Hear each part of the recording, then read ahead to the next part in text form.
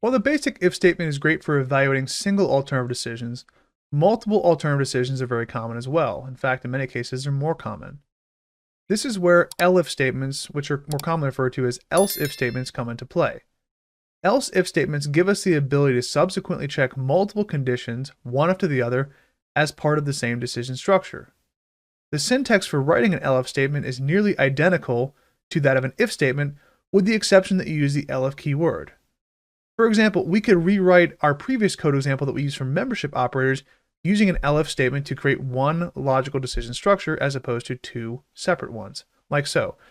So if we wanted to take this here where we were looking for the presence or the absence of M in this employee ID, well, we don't really need two if statements for this. We should combine this into one decision structure. So we can simply do that by taking this if keyword here and changing it to elif. And so now it reads, if M is in employee ID, print mechanical, else if M is not in employee ID, print electrical. And it's going to give us the same result. It's important to note that elif statements must be associated with an if statement. You cannot write standalone elif statements because they are logically dependent on that initial if statement. Remember that code statements are executed sequentially from the top to bottom, so the if statement is always checked first. If that initial if statement is false, the program will proceed to check the first elif statement. If that statement is true, then the code block associated with that elif statement will be executed, and any subsequent elif statements associated with that parent if, meaning the same decision structure, they'll be skipped. However, if that first elif statement is false, the program will then continue to check any subsequent elif statements that may be written.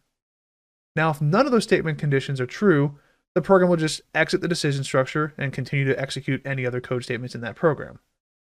To see how this all works, let's look at some examples because it's really hard to understand just from a description otherwise. So if we have a variable here, x equals 42, and we want to check to see, is it greater than numbers from 60 to 10 in increments of 10? Well, here I've written 6 separate if statements to do that. And really, this is an inefficient approach, and I'll show you exactly why. Because what we're going to do here is we're going to say, well, if x is greater than 60, well, we know right there that's going to evaluate to false, right? That's going to be false. If we look here, x is greater than 50, that's also false. If we get down here, x is greater than 40, well, that is true. And if we continue down the line, all of these are going to be true as well, because 40 is greater than 30, 20, and 10 as well. So if I was to run this, I'm going to get 4 separate outputs telling me the number is greater than 40, 30, 20, and 10. Now, in reality, this is all the same decision structure, or it should be. So we want to combine these using else if statements. I'm just going to change these, after the first initial if statement, we have to have that. I'm going to change these to elif statements, just by changing the keyword. Now what's going to happen is, yes, these bottom 4 conditions are all true, but because we changed it to an elif statement, it's going to, once it reaches the first one that's true, it's going to skip the rest. So if we run this now, we only get the one output that the number is greater than 40.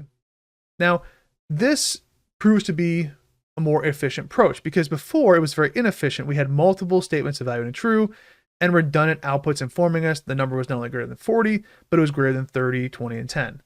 In this scenario, we really only need to know the number is greater than 40. Now, with these multiple conditions combined now to one decision structure, the program skips the conditions after one is found to be true.